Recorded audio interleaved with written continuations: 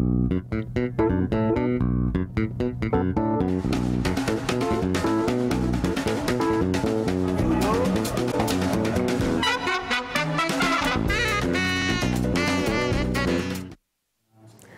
Menteri Keuangan Bambang Sumantri Brodjonegoro belum bersikap terkait diputuskannya usulan dana aspirasi sebesar 11,2 triliun rupiah pada sidang paripurna DPR kemarin.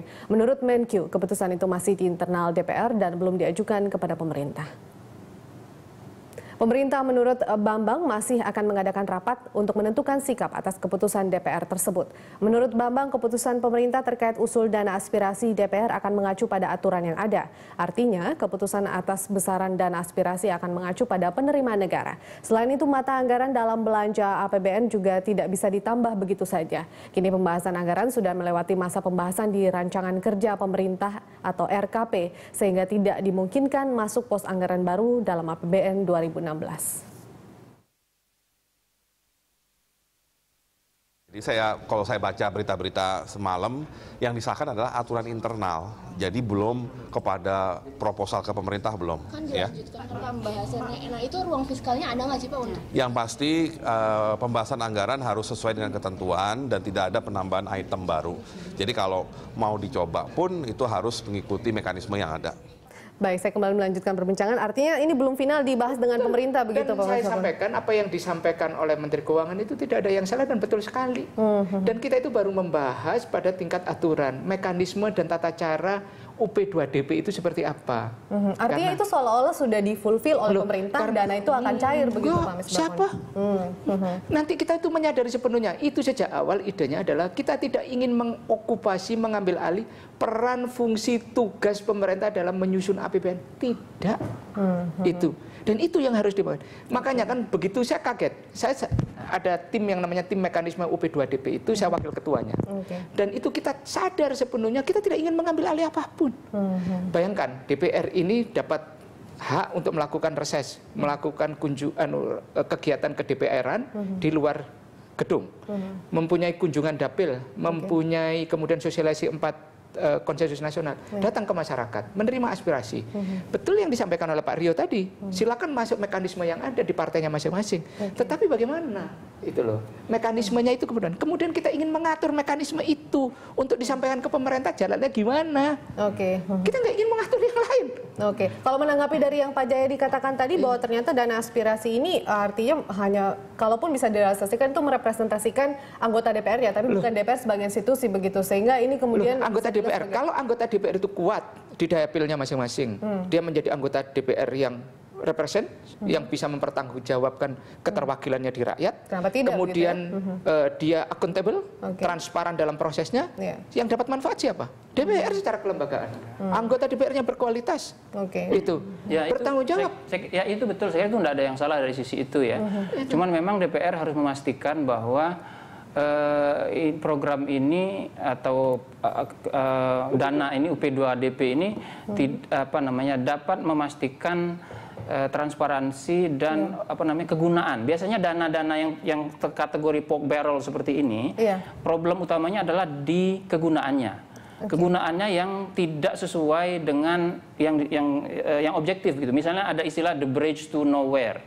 Jadi karena ingin membawa program ke daerah pemilihan, di daerah pemilihan itu tidak perlu jembatan sebetulnya, tapi supaya ada dana keluar maka tidak tepat sasaran gitu. Saya ingin membedakan dengan pork barrel itu begitu. Kita ini yang berdasarkan apa? Kelompok masyarakat.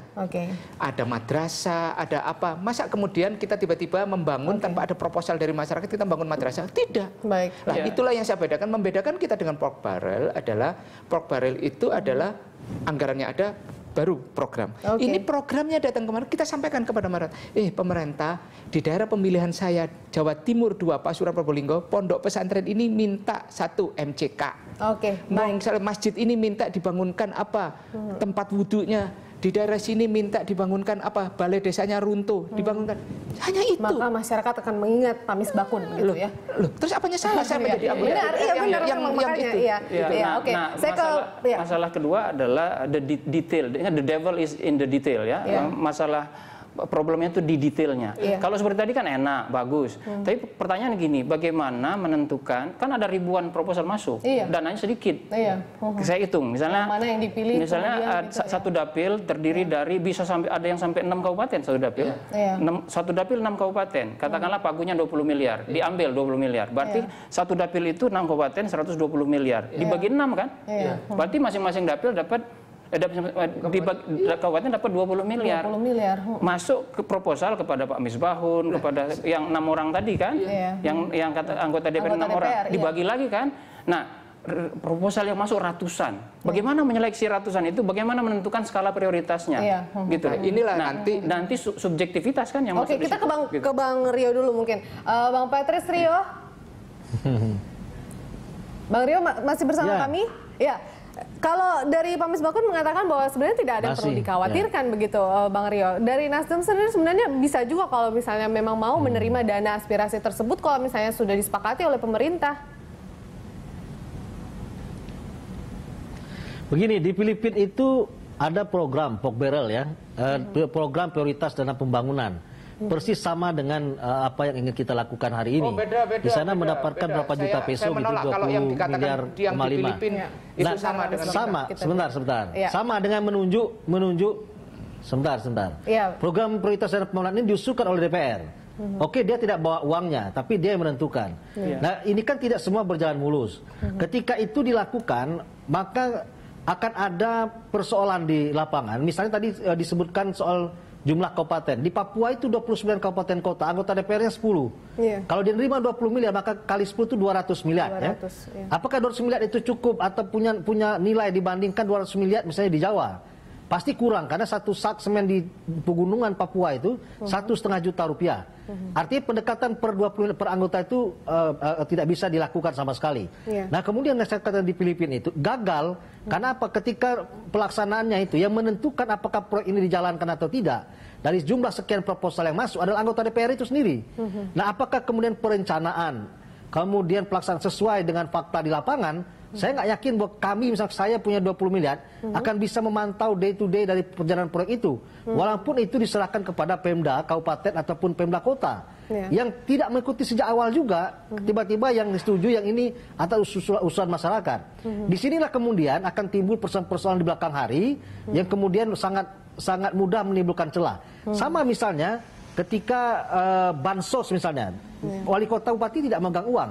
Ada program masuk, dia menentukan kasih. Ada program ini dia kasih. Ternyata ada program itu setelah dibagi kemudian tidak berjalan sebagaimana mestinya. Makanya hari ini banyak tersangka-tersangka bansos luar biasa. Ada wali kota, gubernur, bupati dan sebagainya. Nah, kita menghindari hal-hal yang seperti itu ketika mekanismenya kita anggap bukan domainnya DPR. Tapi kalau misalnya hanya menerima masukan, menerima usulan masyarakat, kita setuju.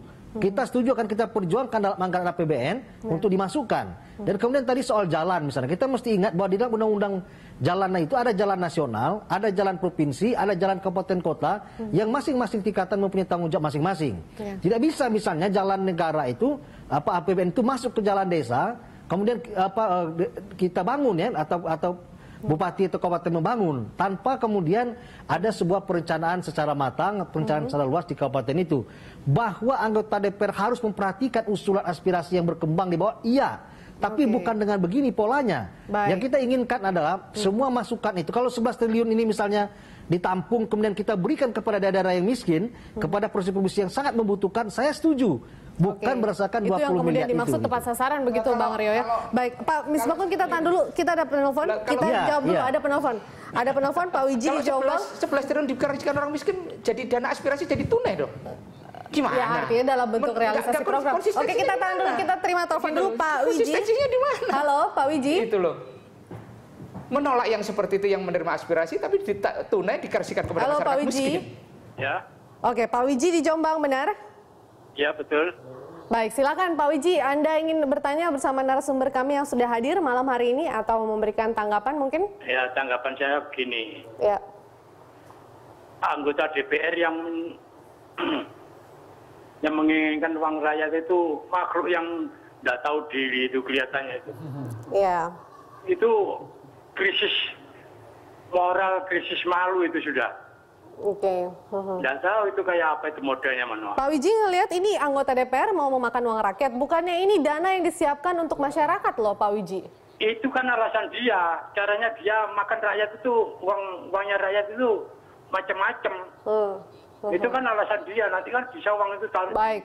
Tapi pasti Pak Widi, Itu caranya manusia apa itu model begitu? Ini uang kita tidak sedang mencari alasan, kita sedang tidak mencari jalan bagaimana anggota DPR itu mendapatkan dana, tidak. Oke, Pak Wiji. Ini adalah sebagai upaya uang 20 miliar ini adalah uangnya rakyat.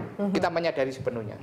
Dan harus dibangun pemahaman bahwa kita sedang tidak mencari cara untuk melakukan sebuah kecurangan mengelola uang, tidak. Ini adalah sebagai upaya anggota DPR lebih memperhatikan masyarakat konstituen di daerah pemilihannya dalam berpartisipasi untuk mendapatkan alokasi pembangunan yang belum mereka rasakan. Tapi Pak Bensakun, ini kemudian tidak tumpang tindih dengan beberapa peraturan-peraturan pemerintah daerah misalnya yang sudah dibuat atau program yang sudah dibuat misalnya untuk membangun jembatan sebenarnya sudah dianggarkan, sudah diatur. Yang begitu. kita atur itu bayangkan, di peraturan DPR itu jelas. Infrastruktur dasar misalnya sanitasi, air bersih. Kalau itu sudah menjadi bagian dari program pemerintah daerah sendiri bagaimana? Coba bayangkan, masyarakat kalau sudah menjadi bagian pemerintah, makanya kan di program ini kan dihindari 3 hal. Duplikasi, DKF namanya kita, duplikasi, kickback, dan fiktif. Lah itulah yang kita, karena apa? Kalau duplikasi jangan sampai kemudian ini yang dikerjakan oleh orang dikerjakan oleh proyek ini kita hindari. Kemudian jangan sampai kemudian fiktif, proyek yang tidak ada kita ada-adakan. Kemudian kita kickback, kita mengirim ini terus kita minta. Itu kalau memang isunya itu akan menjadi bumerang bagi anggota DPR itu sendiri. Kalau dia makan duit ini akan menjadi bumerang bagi dia. Bayangkan zaman yang sudah begitu terbuka, dia menerima proposal, orang minta sumbangan bangun masjid 75 juta, dapat pemerintah 75 juta, dia cuma dikasih 50. Ngomel itu seluruh dapil. Ya, itu akan kelihatan banget. Ngomel itu seluruh dapil. Apalagi berhadapan dengan masyarakat yang langsung pemilih kita. Saya kira alasan dan mekanisme kan pasti bisa dibuat sebaik mungkin. Cuma kita ini berkaca dari pengalaman. Pengalaman di berbagai negara yang menggunakan model program pembangunan seperti ini, selalu problemnya di 2. Satu di kegunaannya, yang kedua di mekanismenya. Sehingga misalnya tadi dicontohkan Filipina ya, Development Assistance Fund namanya, DAF ya. Itu ya sama aja dengan model-model seperti ini. Ada beda-beda tipis lah gitu. Dia melibatkan pihak ketiga masalahnya. Silakan. Iya, kalau itu mekanisme bisa dibikin semanis mungkin. Tapi fakta di lapangan itu di berbagai negara itu jadi problem. Di Amerika Serikat pun dia nggak dapat kickback, dia nggak fiktif, tapi kemudian problem di kegunaan misalnya. Karena ketika sebuah program akan spesifik untuk daerah tertentu, maka yang menjadi pertimbangan utama adalah apa yang diinginkan oleh daerah itu. Yang diinginkan oleh daerah tertentu itu adalah siapa yang dominan di daerah itu, kan gitu. Apalagi anggota DPR tidak bisa punya mekanisme yang detail untuk menyeleksi secara objektif gitu. Kita ini punya namanya tenaga ahli yang khusus. Nanti DPR itu kan ada rumah aspirasi, kemudian bagian dari memperkuat fungsi representasi itu ada tenaga ahli di daerah pemilihan.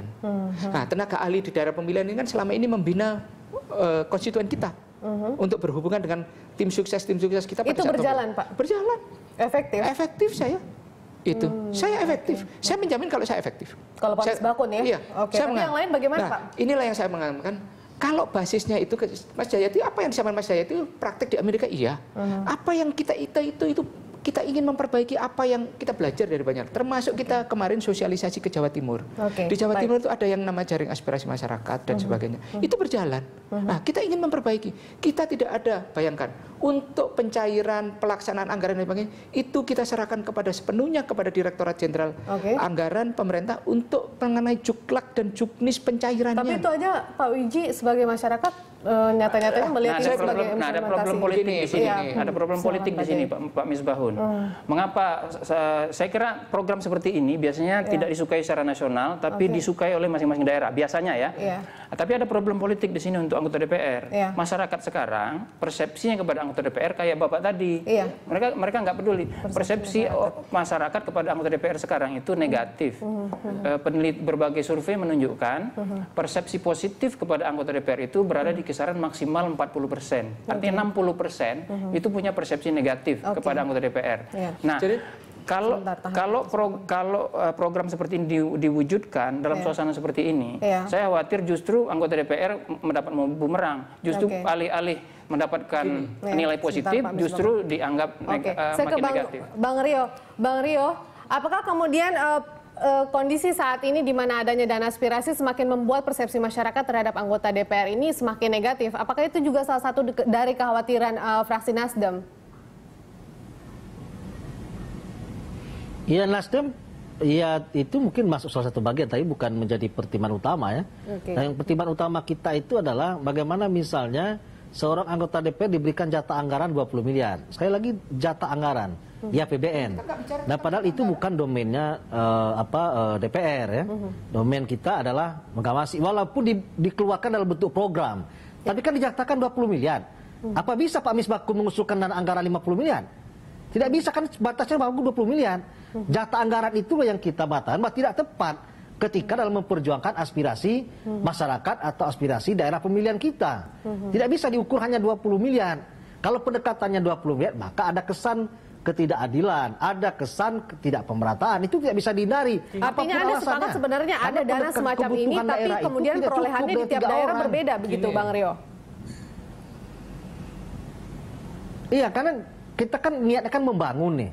Kalau niatnya membangun, maka kita dahulukan mana yang tertinggal itu yang menjadi politik anggaran kita gitu loh.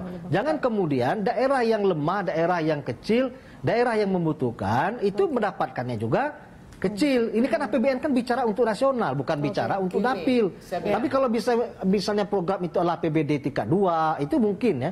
Kalau kita bicara bagaimana Indonesia bisa maju akan datang, kan begitu berpikirnya gitu.